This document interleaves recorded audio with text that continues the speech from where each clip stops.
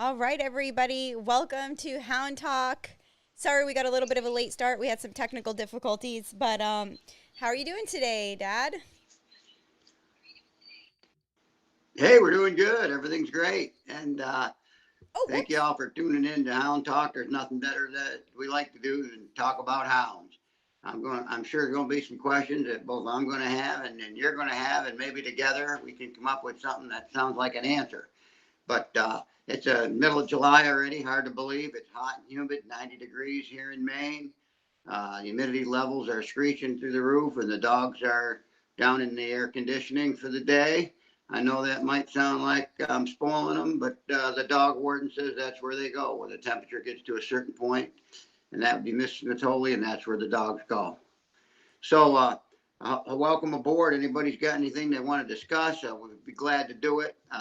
I've got a couple of things I'd like to go over with you to get rolling here. It's been kind of a hectic 2 weeks. You know, we started July 1st with our hound training, and most of that's been in bear dog, running bears, running and treeing bears, and some of it has been designated to getting those little puppies up and running, and we're having a lot of fun doing that. Yesterday was kind of a quirky day. It was a day that we were going to start out by running the puppies because it was really kind of warm to be running the big dogs. So we went out nice and early and took the pups. And we got out there on a woods road about an hour away from my house where we normally see a few rabbits. And while we were dubbing around in the road with a beagle of mine, or actually belongs to a friend of mine, and the two little puppies, Mr. Bear crossed the road right in front of us. During all that commotion, 200-pound bear walked across the road. And I said, well, boys, y'all wait right here because I'm headed for the house and get some big dogs, which I did. And they said, we'll wait here. I said, I'll be back in 2 hours. I came back to the house and I got the big dogs, dropped the puppies off, went back down there. And, you know, it's always been my belief to try to bring the bottom up. In other words, make every dog that I have a lead dog. I mean, it's one thing if you got a super dog and every time you put that dog down, you turn the rest of the pack right behind them. And then in many cases, you end up with a bunch of Me Too dogs. Oh, he's got it, I'll go with him. Oh, he's chasing that, I'll go with him. And then if something happens to that dog, what can happen to you is that you're out of business, you're out of dogs. So I try to make them all start dogs if I can to the best of my ability. Now, they have big litters because every dog doesn't make a top dog.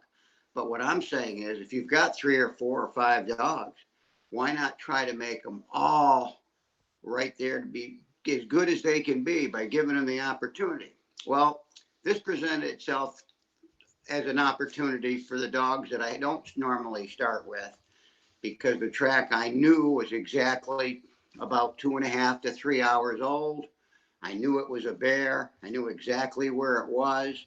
This opportunity doesn't happen all the time. So I could see if I could get a rig strike off a 3 hour old track. I didn't because my running mate was parked on the track. That had something to do with it. And that disrupts the sound. So that didn't work. And then I took the two youngest dogs that I have and I let them start the track. And they did, and they did a great job. And they started the track and they went off on that bear and the other two right behind them. And when it all ended up 20 minutes later, they ran into a coyote pup and killed it. You see, it's not always bears and cats in the trees. Sometimes things go wrong. And something went wrong yesterday. I'm not ashamed of it. I'm not proud of it. It's just something that happened, and that's some of the things that happen. Remember, they're dogs. They're not perfect. They make mistakes, and I'm sure that coyote pup decided he was going to do a little yipping at those dogs as they ran by, and what he found out was that didn't work out so well. So anyway, that's my introduction for today. I hope we got some questions and we got some people on board, Oh, and yeah. let's get rolling. Yeah, we already have some good questions. Guys, watching, if you hear my audio cracking, please let me know in the comments.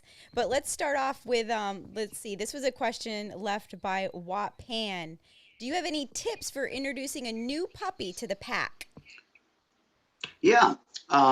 If it's a puppy and the pack is already grown up and going, Just get it socialized. Let it play with the bigger dogs. I mean, you'll see in some of the videos, if you haven't already, where I've got the puppies just running loose out on the place and mixing it up with the older dogs. They get all accustomed to them. They become part of that pack. They become the little fellas that those big guys look out for in many cases. And what you'll find is that eventually they'll know that they're part of that pack, and they'll stay with them when they get older and start to run. Yeah, good. Now, another question here is what would you do if a dog is territorial with his food or off his food? Very territorial. Well, a lot of times that occurs from puppyhood when they're just little bitty babies. A lot of times they get either separated from their litter too soon and they haven't been taught any manners, or they get separated too late from the litter and they become territorial.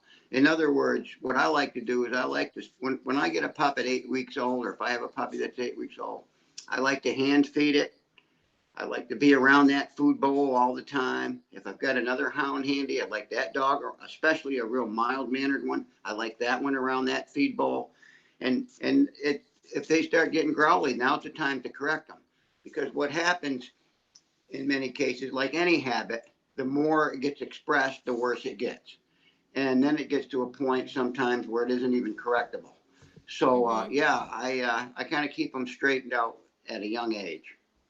That's my recommendation. And then some dogs won't ever change, Wow. All right. So let's see what else we have here.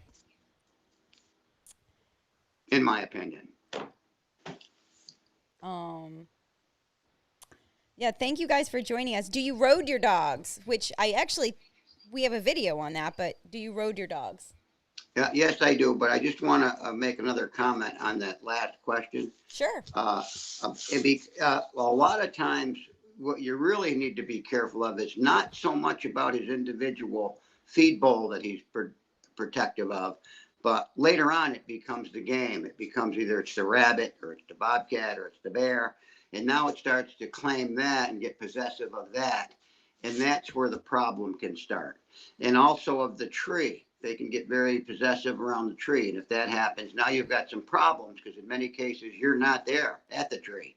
And if that happens, you can have some injuries and even potentially deaths. So be very careful of dogs that are in that mode and try to get them out of it as soon as possible. And yes, I rode the dogs. I rode them up to the training season. So in other words, after the cat season's over and spring, once the snow is gone, in some cases in April, May, and June, I start roading them, several miles at a time, and I keep building up the mileage so that they can handle it without getting their feet sore, and not overdoing it, but enough so that they can stay in shape.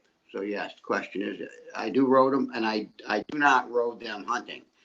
From a hunting standpoint, I either hunt them off a rig, which is the back of my truck, or possibly a four-wheeler, or we have the opportunity here in Maine at a certain point in time to start running off of baits, and I will do that. But I don't road them hunting bears because I don't want to take any edge off the dog before we actually get to the game itself. So no, I don't during the hunting season. I hope that answers the question. Yeah. So we have a question here from Cody. I think the question is, my 2-year-old pup isn't training very well. How do I help her? I mean, any guidance there?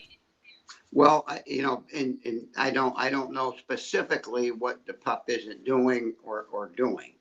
So it's difficult to answer the question with that limited information.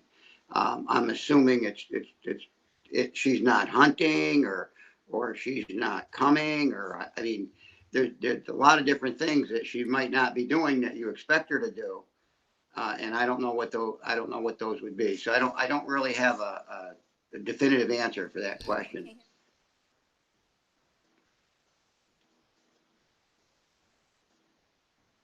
And we might have a problem. Oh, okay. No, I'm back. Yep. Can you hear Oh, me? you're back. Oh. Yeah, I do. I do. Okay. Okay. So let's see. Let's see. We have another question here.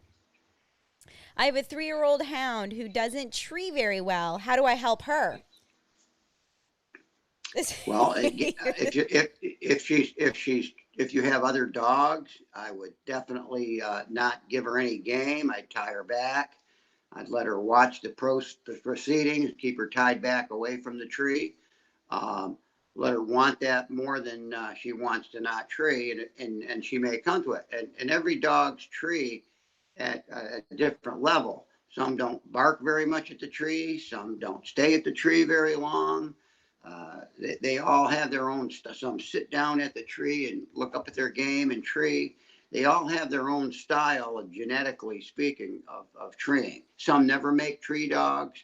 So it's a genetic trait that presents itself sometimes at a very early age, and sometimes it occurs later as they get older.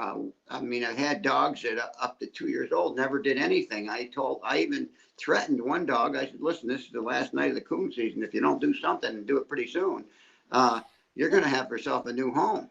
And she ran and treated a coon that night like she'd been doing it forever. So I don't think my conversation had anything to do with it, but it takes patience.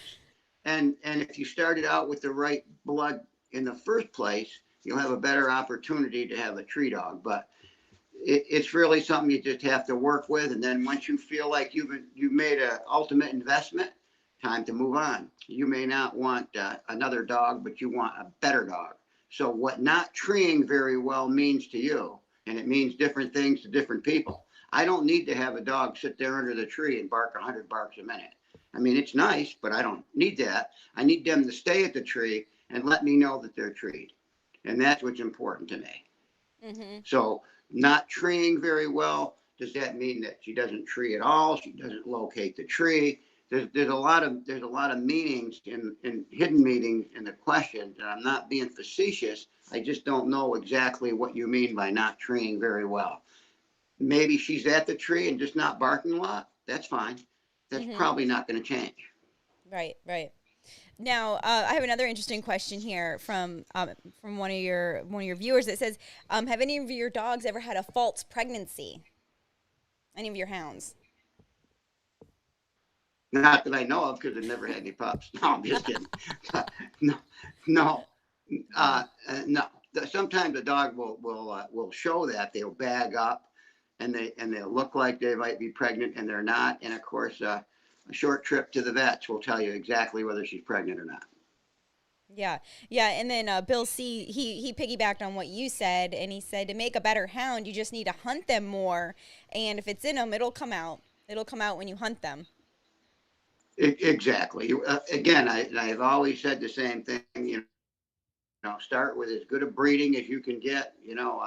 I primarily Danny Luke bred hounds, and they just take off naturally, and they train me in many cases.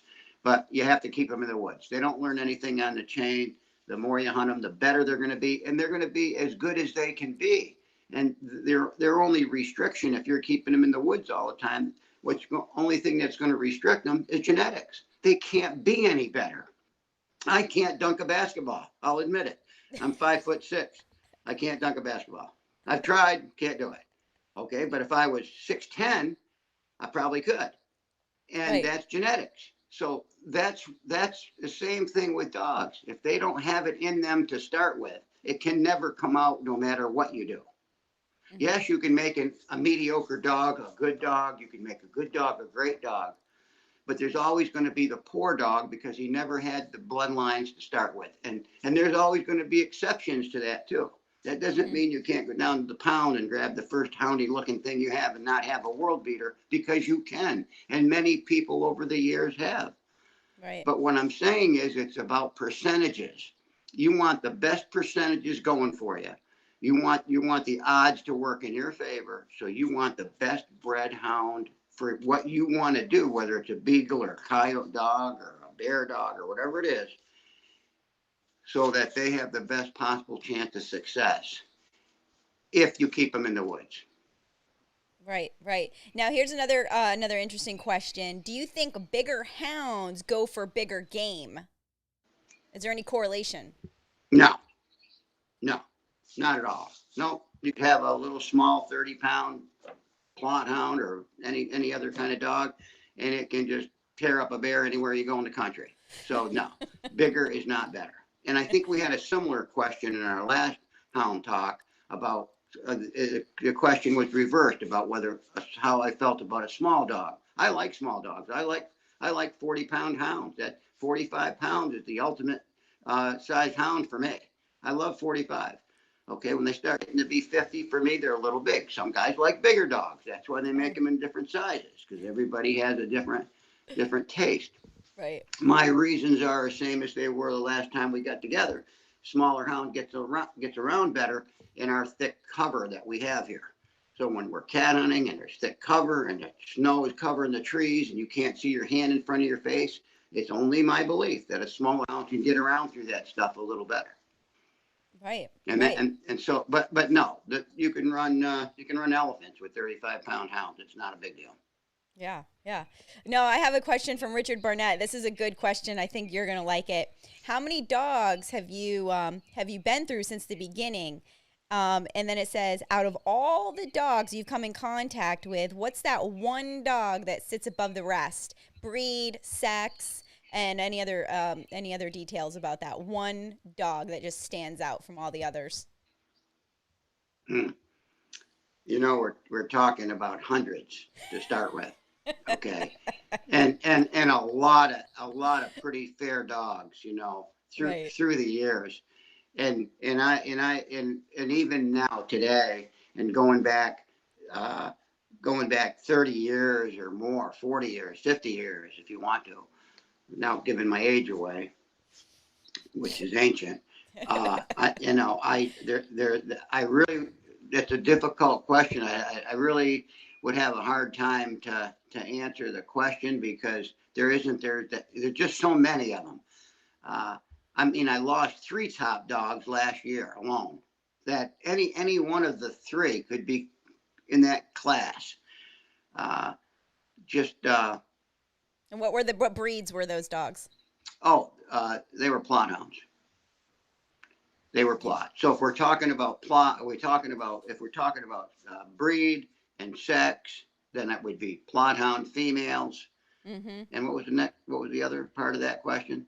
They're just in your experience, all the dogs you've come across, maybe that breed and sex stands above the rest, at least in the second half of your hunting.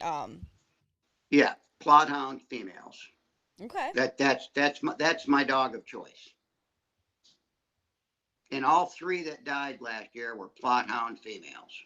Just for information. Okay, so here's another question. We have a newcomer to the houndsman group here. His name is Mike, and he says he's new to this, but he's taking it very seriously. He has one plot, 9 months, runs drag, great for coon and rabbit, trees, bays, and runs wild scent, but he doesn't seem to sight run, even if 6 feet from his nose. What are your thoughts on that? Well, Mike, first of all, they're scent hounds. They're not sight hounds. Mm-hmm. So they're scent hounds. That's what they do. If the dog is running game and running scent, it's doing what it was bred to do. If it was going to be running by sight, it would be a greyhound, which doesn't run by scent. It runs by sight. So it's doing everything it's supposed to do. Mm-hmm. So if it's tracking and tracking at a good rate of speed on scent, you're there, buddy. You're off to a good start, especially with a nice young dog like that. Congratulations. Mm-hmm. Yeah, 9 months plot. Yeah, Yeah. perfect. Perfect. Ready to go. You can do whatever you want with that dog. It'll do whatever you want. Thanks for the question, Mike. Yeah, so we have Colin. He's gonna be going on a hunting trip this winter, and he'd like to take his hounds um, to try some bobcats. But Okay. what are they typically hunting if they're not hunting bobcats? That's kind of my question. That's for Colin. I'm okay. So what time of year are we talking about? when you say what are they hunting if they're not hunting bobcats? Yeah, that's I don't. well. Let's see. It looks like he wants to attempt bobcats. Let's see what he's hunting currently with this pack of hounds, and where he's gonna. Where are you headed to hunt bobcats? Northeast. Might run into Sam Natole out there in the woods. Let's People see. have. Yes. Oh, let's see. Hello, Holler Bread Kennels. It's good to see you. Um, let's see. I think he's saying, yeah. Yep, he agrees with you. If he's using his nose, that young plot, he's going to end up being a really good dog. I And think so. yeah, and Mike said thank you. Thank you for that input. Any more questions, guys? I'm going to scroll back through here. Thank you I wanted to give a shout out to Shady Hamster. He donated $5 to this feed. I appreciate that. That's a new feature that was added into our Facebook Lives. There's like a little emojis and some different icons at the bottom here.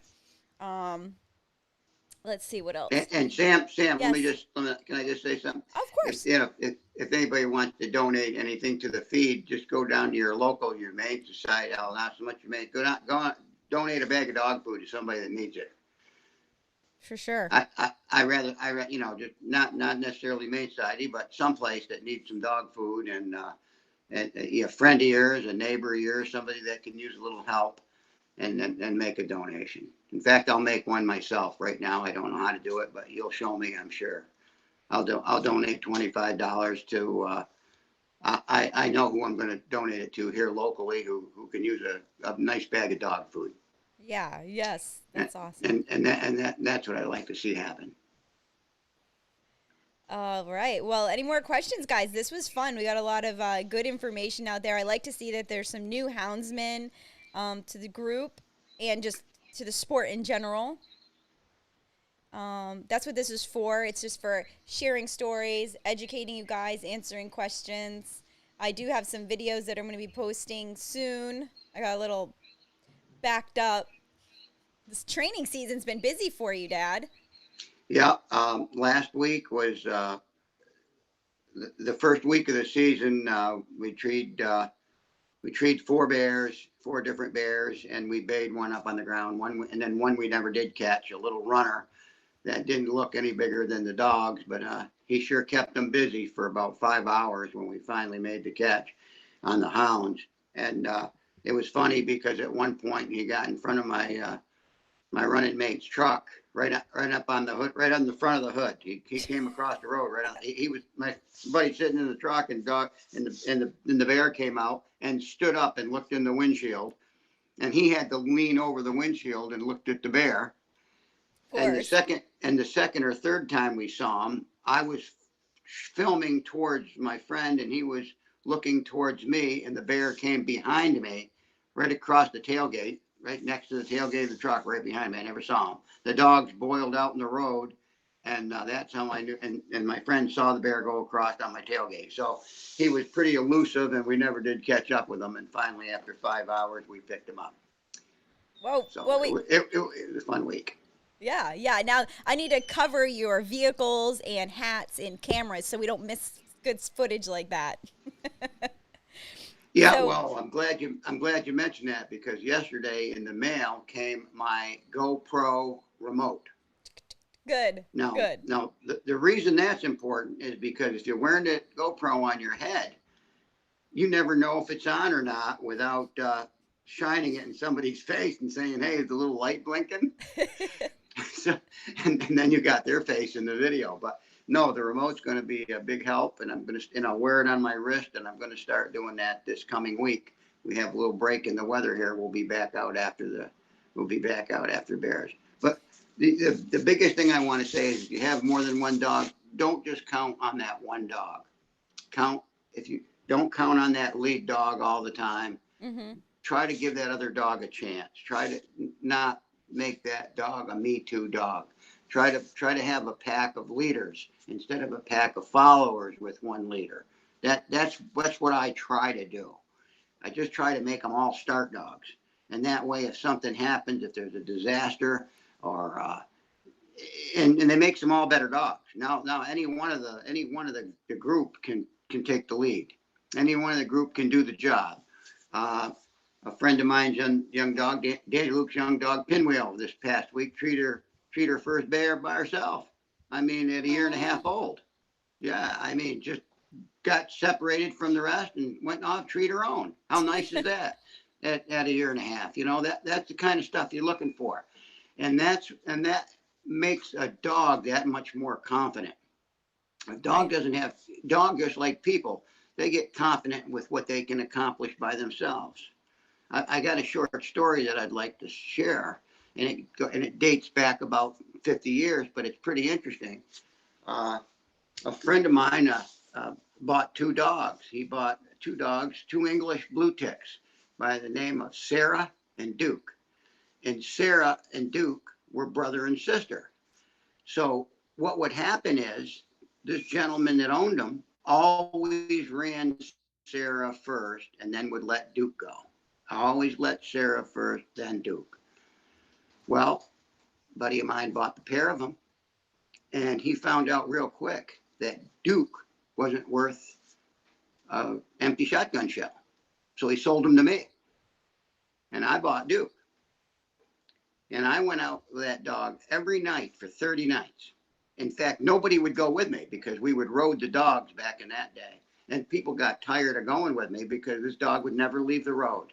He just kept going down the road and never leaving the road. And one night I saw a coon cross and I put Duke out. You know what happened? He ran and treed the coon. And from that night on, he was a coon dog. Once he realized he could do it himself, he did. He treed over 200 coon a year. He was the New York State champion. He was a night champion. And at 9, he died 9 years old. His stomach flipped. But the point I'm making here is he never could do that with the original owner because the original owner would never give him a chance. But once he figured out, hey, I can do this, he became a top hound. And try to use some of that in your pack if you can. That's just my opinion. And maybe you'll have a more well-rounded pack. Yeah, for sure. So we got a bunch of comments coming in. I like this one. Go ahead. Somebody's beagle treed a bear in their front yard last summer. Brave Nice, little, brave little beagle. nice. So it doesn't matter. Size doesn't matter. Look at you, Samantha. You're less than 5 feet tall. Look at you. You can bench press 300 pounds for God's sake. Let's see here. There was another interesting comment about That's an exaggeration, but you guys don't want an arm wrestler. I'm gonna tell you that right now. let's see. There was a cur comment here, which we've talked about the curs before. Oh, here we go. Do you think an original mountain cur could make a good cat dog? Certainly, the cur dogs. There's Kramer curs, there's mountain curs, there's half a dozen different species of curs, and yeah, they make a great dog. Sure, I think so. Yeah. And here's another good Uh, question. in What? fact, Oh, the puppies that I have right now have cur on the mother side. that's right. That's right. So, and they probably have some cur on the father side because we're going back 80 years. So there is some definite cur dogs in those puppies, and I'm sure it's going to come to the front. They're gritty dogs. They've got good noses. They're good tree dogs. They handle well. They're good dogs. Yeah. Yes. Now, is there a breed of hound that you've never had but wanted? That's from Jackson. That I wanted that I never had? No. Yes. Nope. If I No. wanted it, I had it. So the answer would be no. Okay. All right. All right. Um, let's see. How old are There's the some puppies there, now? there's some that I've had that I didn't want. But there weren't any that I wanted that I didn't have. If that makes any sense. The puppies are 13 weeks old now. No, actually, Sunday they'll be 14 weeks old, and they're both treeing. They're doing a nice job treeing. They're baying. You may have seen the video of the bayed rat. I had a Oh caged yeah. rat I caught by mistake. Some of that stuff Samantha's gonna, if she hasn't already, gonna get out there for you. But yeah, and they are treeing. They've got great, very strong treeing instincts at this age already. Both parents are excellent tree dogs. In fact, I told you the story about the bear yesterday, and both of them got a whiff of that bear because after it crossed the road, I absolutely had to walk over there and see what they were going to do.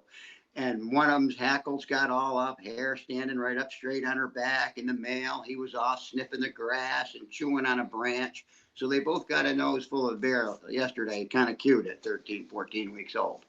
That is cute. So I have a Yeah, that's how question. old they In the summertime, do you recommend going out and hunting coon? Well, in this state, we can only run coon from July 1st on to the start of the coon season. So, where you live, you may be able to do that throughout the summer. And if you can, I would recommend it. Yeah, absolutely. You know, Dwayne Smith told me something once and made a lot of sense.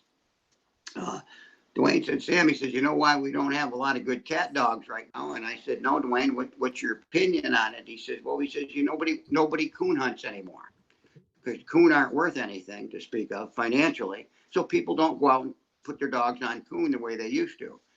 And I thought about that for a minute and I said, well, yeah, but Dwayne, what's that got to do with it? Help me out here. He says, I'll tell you. He says, it's all done at night. So everything's done with their nose. So we had better locating tree dogs. We had better tree dogs. And that was his answer to me. And I have great respect for the man. He's deceased now. And that was a pearl of wisdom that I happened to get from him one night. And I appreciated it. Yeah. So, yes, absolutely. The answer is run it on coon all you can. Won't hurt it.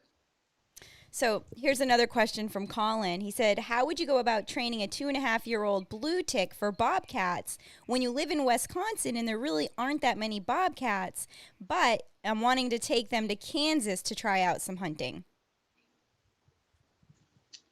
Well, it's hard to train where there isn't something to train on, So the answer to your question is it's difficult. I mean, you could buy I think it's Cause either Gauze GAWES or CAWES has a training set. It's a little expensive, but uh, and lay some bobcat drags with scent and get the dog so that it will take a cat scent on a drag, on a cloth drag or cotton drag, and make a drag in the woods and see if the dog will trail and tree that where you don't have access to live bobcats or many of them. And I don't know if you have a hunting season. If you do, take them to the woods where there's cat tracks and throw them out there, put them on a track. But if not, use commercial scent until you do get a chance to go to where was it he was going to? So he's going to try to head out to Kansas. Yeah, and go out to Kansas. And like I know in Oklahoma there's plenty of bobcats. I don't know what it looks like in Kansas, but Oklahoma's got a bunch of cats, and that's where you are. Nice. Yeah. So and I'd run it on coon in the meantime. Getting some great feedback. Thank you guys. We appreciate the positive feedback. And so I have to ask you guys that are on here, it looks like a few of you are headed to Missouri in October. What exactly is happening in Missouri? What are you guys hunting? What is that all about? Is it a tournament? Is it just a bunch of guys getting together? Now, are tournaments prevalent with the Plot Hounds? Is that something that they do up in the Northeast, like some type of, I guess we would call it? There's plot days, which are open to all breeds. There's the National Plot Hound Association. There's some out west. There's some in the Midwest. There's some in the South. So yeah, there's bear bays. We have one or two here in Maine, where we actually have a competition with artificial scent and mechanical bears. I've never been fortunate enough to have a dog that will bay at a mechanical bear, but some people do, and they do very well at it. But I always like to go and make my contribution to the club, make a donation, and put my dog in. I know it's not going to bark at the bear, but and they do. Some of these guys have some great bay dogs. A friend of mine up in New York, Mark, he's got dogs that just tear it up. I think in our bear bay where were we? In I think it was I think it was Vermont, and up near St. Jay, and he did a great job. I think he won several of the bear bang events. So yeah, they're fun, and they're a good competition, good camaraderie. There's some vendors on board. There's some good food. People get together, share ideas, products. Uh, Yeah. they make leashes and collars and stuff. The tracking system vendors are there, and you get to see people that maybe only talk to online a little bit, but now you Hmm. can see them in person and visit with them. It's a nice situation.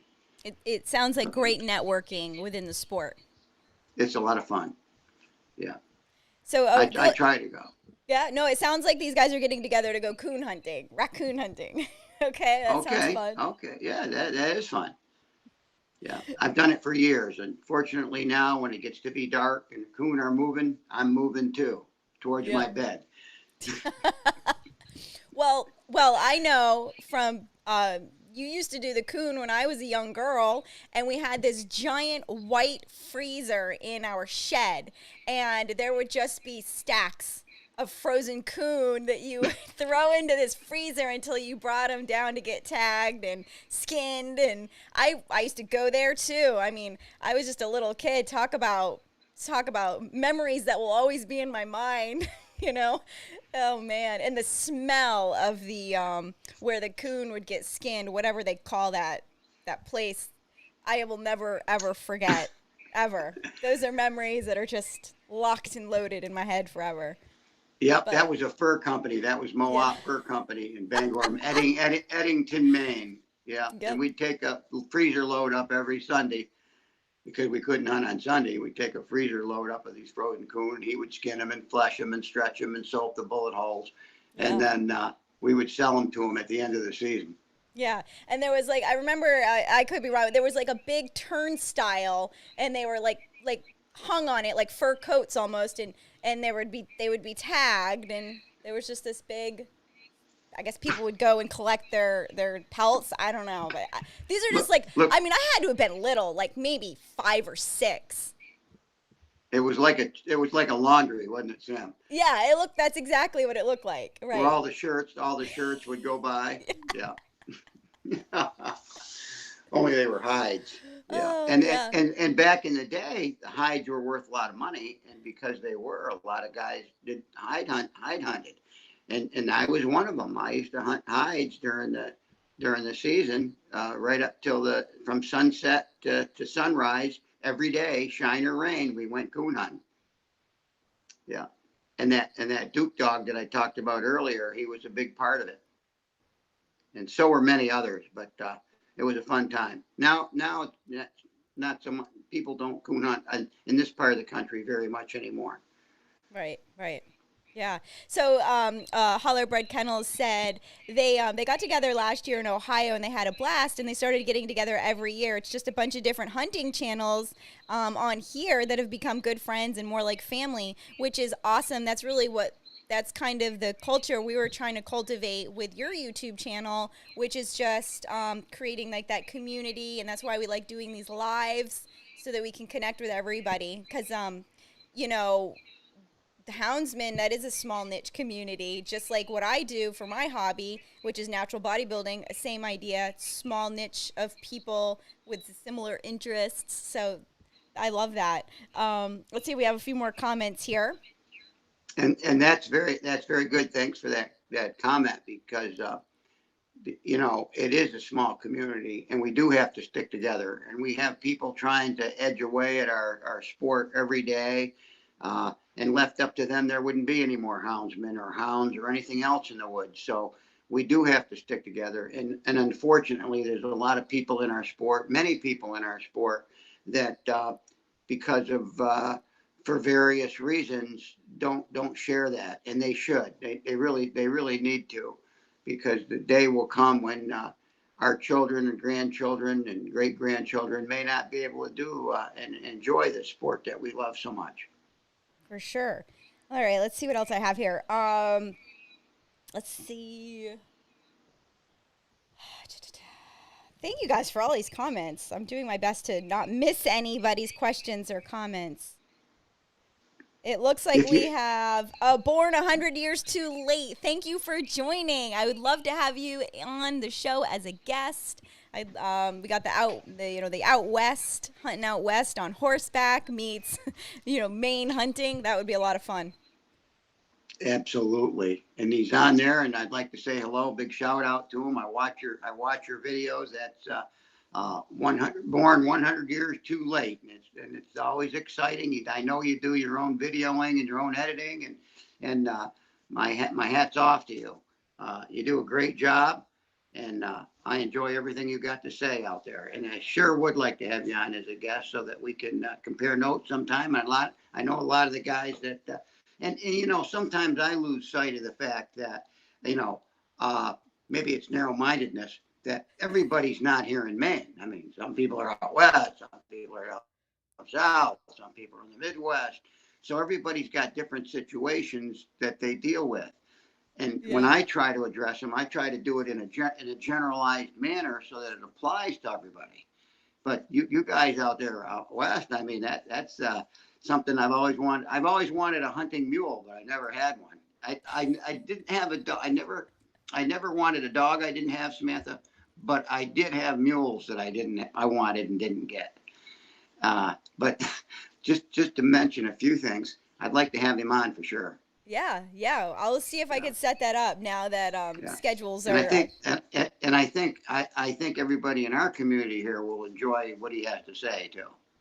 Oh, absolutely. I'm pretty sure everyone on here is probably already following him, and if you're not, you need to. Like me from a creative perspective, I love like you said, I love the content he puts out just from the production side of it, right? Yes. Yeah, let's see here. Well, guys, it looks like we answered everything. I appreciate you guys for tuning in. We're going to try to do this once a week. And like I said, we're going to try to set up guests and just do nice Q&As. Um, whatever you guys want to talk about, you guys can always leave that in our comments, in our video comments, or when I create the event page, you can always leave comments there.